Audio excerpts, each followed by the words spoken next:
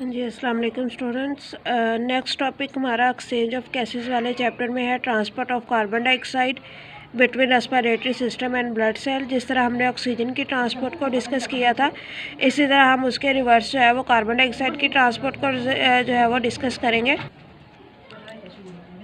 Carbon dioxide के oxygen में यानी कि इसमें डिफ्यूजन ऑफ कार्बन डाइऑक्साइड है from peripheral tissue into the capillaries and from capillaries into the alveoli. यानी कि जिस तरह ऑक्सीजन जो है वो लंग्स से टिश्यूज़ की तरफ गई थी, इस तरह जो कार्बन डाइऑक्साइड है उसके रिवर्स प्रोसीजर में टिश्यू से लंग्स की तरफ यानी कि एल्वोलाई की तरफ आएंगी। ठीक है, अब इसमें प्रोसीजर क्या होता है कि जो इंट्रा सेलुलर कार्बन डाइऑक्साइड होती है, ठीक है, इंट्रा सेलुलर PCO2 है, यानी कि प्रेशर ऑफ कार्बन डाइऑक्साइड वो हायर होता है as compare to PCO2 of tissues. ठीक है, यानी कि from the cells into the capillaries. इसमें ये क्या होता है कि कार्बन डाइऑक्साइड जो है वो ब्लड के ज़रिए लंग्स की तरफ लेके आई जाती है, लंग्स के अंदर आके ये डिफ्यूज़ होती है पल्मोनरी कैपिलरी से एल्वोलाई के अंदर, और एल्वोलाई जब कंट्रैक्ट होती हैं तो ये हमारी बॉडी से बाहर निकल आती है। ठीक है, कार्बन डाइऑक्साइड जो है वो ऑक्सीजन के ऑपोजिट डायरेक्शन में डिफ्यूज़ होती है, और कार्बन डाइऑक्साइड जो है वो 20 टाइम मोर रैपिडली डिफ्यूज़ होती है एज़ कम्पेयर टू ऑक्सीजन। इसलिए कार्बन डाइऑक्साइड के डिफ्यूजन के लिए जो प्रेशर डिफरेंस है, प्रेशर ग्रेडियंट है, वो बहुत माइनर सा भी प्रेशर डिफरेंस हो तो उस माइनर से प्रेशर डिफरेंस के ऊपर भी कार्बन डाइऑक्साइड जो है वो ईजीली डिफ्यूज़ हो जाती है। लेकिन ऑक्सीजन के लिए हमने देखा कि काफ़ी ज़्यादा उनका जो है वो प्रेशर डिफरेंस हो तो ऑक्सीजन जो है वो डिफ्यूज़ करती थी।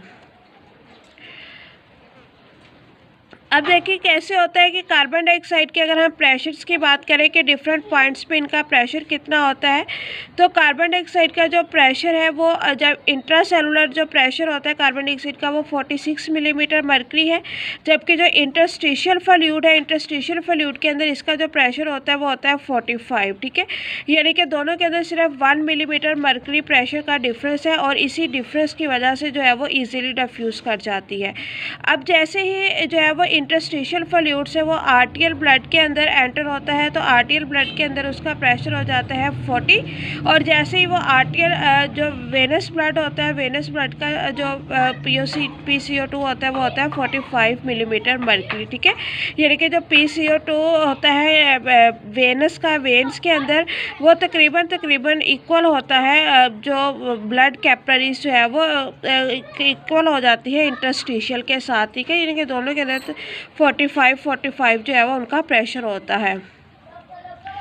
अब ब्लड जब जो है वो पल्मोनरी कैपिलरीज के अंदर यानी कि लंग्स के अंदर एंटर होगा, तो आर्टियल एंड पे उनका जो प्रेशर होता है वो 45 मिलीमीटर होता है, और जैसे ही जो है वो एल्वोलर एयर यानी कि एल्वोलाई के अंदर एंटर होते हैं तो उनका जो प्रेशर है वो 40 मिलीमीटर मर्करी हो जाता है। यानी कि यहाँ पे सिर्फ 45 से 40 यानी कि 5 मिलीमीटर मर्करी का डिफरेंस है, जिसकी वजह से कार्बन डाइऑक्साइड जो है वो रैपिडली पल्मोनरी कैपिलरी से एल्वोलाई के अंदर डिफ्यूज़ करती हैं, और एल्वोलाई से जो है वो देन डिफ्यूज़ करती हैं इनटू द ब्लड। ठीक है, और जो है ब्लड के वहाँ से जो है वो एल्वोलाई के अंदर डिफ्यूज़ करती हैं, और एल्वोलाई से वो आउटसाइड द बॉडी एक्सपायर कर दी जाती हैं।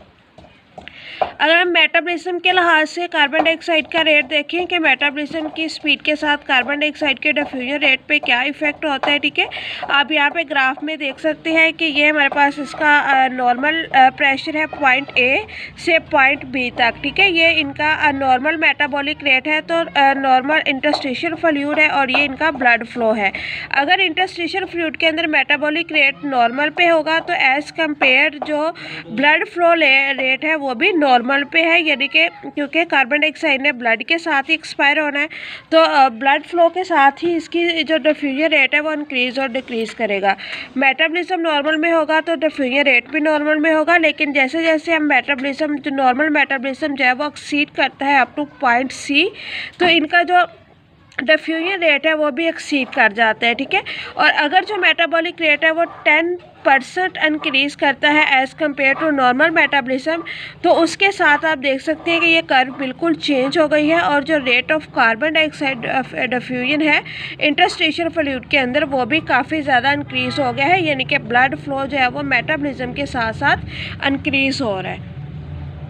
इसी को आप देखें कि सबसे पहले वो बात कह रहा है कि decreased in blood flow from normal to a quarter normal. ठीक है, नॉर्मल वो कहाँ पे था, पॉइंट ए पे। अगर आप कर्व को जो है वो अपने माइंड में रखें तो नॉर्मल कहाँ पे था, जब पॉइंट ए पे था। जब वो पॉइंट बी पे था तो वो क्वार्टर नॉर्मल था, यानी कि राउंड अबाउट नॉर्मल था। ठीक है, उसमें क्या हुआ है कि increase peripheral tissue from the normal value of 45 to an elevated level of 60। ठीक है, यानी कि नॉर्मल से इस पॉइंट पे जो है वो नॉर्मल है और ये क्वार्टर नॉर्मल है। इस पॉइंट के दौरान जो उसकी नॉर्मल वैल्यू, नॉर्मल पे वो 45 मिलीमीटर मरकरी पे था, लेकिन क्वार्टर नॉर्मल पे गया है तो क्वार्टर नॉर्मल पे यानी कि नॉर्मल से थोड़ा हाई हुआ है, लेकिन तकरीबन अभी नॉर्मल है।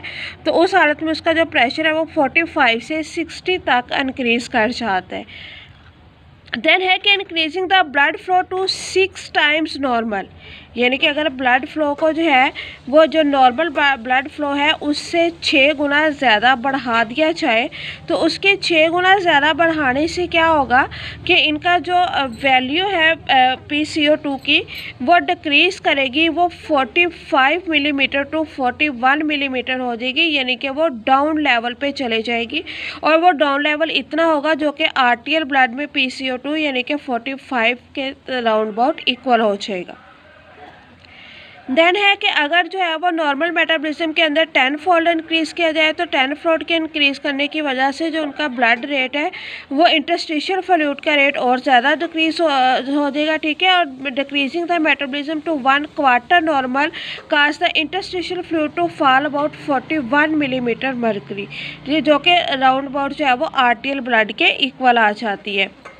आप देखें कि ब्लड के अंदर जो है वो कार्बन डाइऑक्साइड ट्रांसपोर्ट कैसे होती है, 3 फॉर्म्स में ट्रांसपोर्ट होती है। डिसॉल्व फॉर्म में 7% कार्बन डाइऑक्साइड को ट्रांसपोर्ट किया जाता है, हीमोग्लोबिन के साथ बाइंड करके 23% कार्बन डाइऑक्साइड जो है वो ट्रांसपोर्ट होती है, और in the form of bicarbonates 70% carbon dioxide form transport होती है, जो कि सबसे ज़्यादा अमाउंट है। डिसॉल्व फॉर्म में यानी कि स्मॉल पोर्शन ओनली 7% जो है वो डिसॉल्व फॉर्म में जो है वो बॉडी के अंदर जो है वो ट्रांसफ़र की जाती है। ठीक है, कार्बोनेट फॉर्म में सबसे ज़्यादा जो होती है यानी कि 70%। ठीक है, और ये कैसे होती है, कार्बन डाइऑक्साइड जो कि टिश्यूज़ के अंदर डिजनरेट हुई है, वो वाली जो कार्बन डाइऑक्साइड है वो वेनस यानी कि वेन्स के अंदर जाएगी, और वेन्स के अंदर जाने के बाद वो RBCs रेड ब्लड सेल के अंदर एंटर होगी। अब रेड ब्लड सेल के अंदर एंटर होते ही जो कार्बन डाइऑक्साइड है वो वाटर के साथ कंबाइन करेगी। कार्बन डाइऑक्साइड और वाटर का रिएक्शन होगा, वहाँ पे एक एंजाइम होगा कार्बोनिक एनहाइड्रेस। कार्बोनिक एनहाइड्रेस जो है वो कैटलिस्ट होगा। ठीक है, कैटलिस्ट की मौजूदगी में वाटर और कार्बन डाइऑक्साइड रिएक्ट करेंगे और वो बना देंगे बाइकार्बोनेट यानी कि H2CO3। जो H2CO3 यहाँ पे बना है वो इमीडिएटली डिसोसिएट हो जाएगा इनटू हाइड्रोजन एंड कार्बोनेट। ठीक है, अब यहाँ पे 2 बने हैं डिसोसिएशन के बाद, एक हाइड्रोजन बनी है और एक कार्बोनेट बना है। अब यहाँ पे जो कार्बोनेट का लेवल है RBCs के अंदर वो एक प्रोसीजर होता है क्लोराइड शिफ्ट। ठीक है, क्लोराइड शिफ्ट के थ्रू ज़रिए जो कार्बोनेट लेवल है वो ट्रांसपोर्ट किया जाता है लंग्स के अंदर। ठीक है, और जो वहाँ पे हाइड्रोजन बचा हुआ है, हाइड्रोजन जो है वो उसके अंदर बफर किया जाता है डीऑक्सी हीमोग्लोबिन के ज़रिए। डीऑक्सी हीमोग्लोबिन जो है वो बहुत अच्छा बफर है as compare to oxyhaemoglobin, इसलिए इसका एडवांटेज ये होता है कि जैसे ही डीऑक्सी हीमोग्लोबिन जो है वो हाइड्रोजन आयन को बफर करता है तो जो ब्लड है जो वेन्स के अंदर जाता है वो भी जो है वो तकरीबन डीऑक्सीजनेटेड हो जाता है। ठीक है, in the lungs all of the previous reaction, जैसे यानी कि अब वो लंग्स के अंदर एंटर हो चुका है, कार्बोनेट आयन जो है वो लंग्स के अंदर एंटर हो गया और जो हाइड्रोजन आयन था वो वहीं पे था, उसको बफर कर दिया गया। अब लंग्स के अंदर एंटर होने के बाद जो पहले रिएक्शन हुए हैं उनके रिवर्स, उनके उल्ट जो है वो रिएक्शन होने हैं। कैसे होने हैं, अब लंग्स के अंदर एंटर होने के बाद जैसे ही कार्बन डाइऑक्साइड जो है वो लंग्स के अंदर मौजूद कैपिलरीज या के अंदर जो है वो मौजूद RBCs के अंदर जाएगा, तो RBCs के अंदर कैसे एंटर होगा, with the exchange of chlorine, यानी कि क्लोरीन के साथ जो है वो उसके पैरेलल यानी कि उसके साथ एक्सचेंज में ये उसके अंदर एंटर होता है, जो कि एक बाकायदा प्रोसीजर होता है क्लोराइड शिफ्ट का। ठीक है। अब कार्बोनेट आयन जो है वो रेड ब्लड सेल के अंदर एंटर होकर हाइड्रोजन के साथ कंबाइन करेगा और हाइड्रोजन के साथ कंबाइन करके दोबारा से वो बाइकार्बोनेट आयन यानी कि H2CO3 बना देगा। अब जो H2CO3 है ये पहले जब जो है वो पहले टिश्यूज़ के अंदर टूटा था तो डिसोसिएट हुआ था, तो ये चेंज हुआ था इनटू हाइड्रोजन एंड कार्बोनेट। लेकिन अब यहाँ पे याद रखिएगा कि जब लंग्स के अंदर आएगा तो लंग्स के अंदर आके जब बाइकार्बोनेट डिसोसिएट होगा तो वो डिसोसिएट होगा into carbon dioxide and water. अब जो कार्बन डाइऑक्साइड है वो एक्सपायर्ड कर दी जाती है और जो वाटर होता है वो बॉडी के अंदर किसी ना किसी यूज़ में आ जाता है, ठीक है।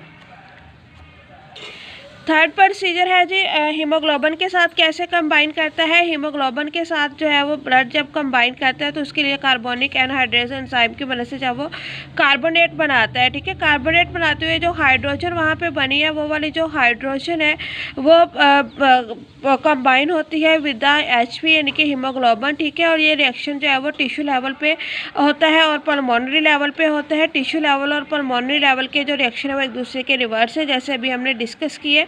और कार्बन डाइऑक्साइड जो है वो ब्लड से जो है वो एल्वोलाई के अंदर एंटर हो जाती है और एल्वोलाई से जो कार्बन डाइऑक्साइड है वो बॉडी से बाहर एक्सपायर कर दी जाती है।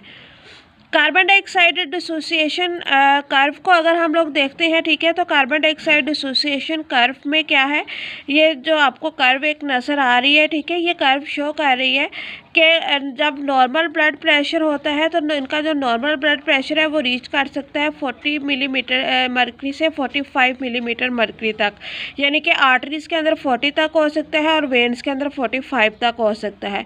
और जो नॉर्मल कंसंट्रेशन होती है कार्बन डाइऑक्साइड की ब्लड के अंदर वो तकरीबन 50 वॉल्यूम्स% होती है, लेकिन उसमें से सिर्फ जो 4% होती है वो एक्सचेंज की जाती है ड्यूरिंग देयर नॉर्मल प्रोसीजर, ठीक है। और इसलिए क्या होता है कि जो कंसंट्रेशन होती है वो 52% तक जो है वो इंक्रीज़ कर जाती है टिश्यूज़ के अंदर, और जब वो फॉल करती है तो 48 वॉल्यूम्स तक फॉल कर जाती है जब वो लंग्स यानी कि जब टिश्यूज़ के अंदर वो होती है तो उसकी जो कंसंट्रेशन होती है वो 52 वॉल्यूम्स तक होती है। लेकिन जैसे ही ब्लड जो है वो लंग्स के अंदर एंटर होता है तो लंग्स के अंदर एंटर होते ही उनकी जो कार्बन डाइऑक्साइड की कंसंट्रेशन है वो 48 वॉल्यूम तक आ जाती है।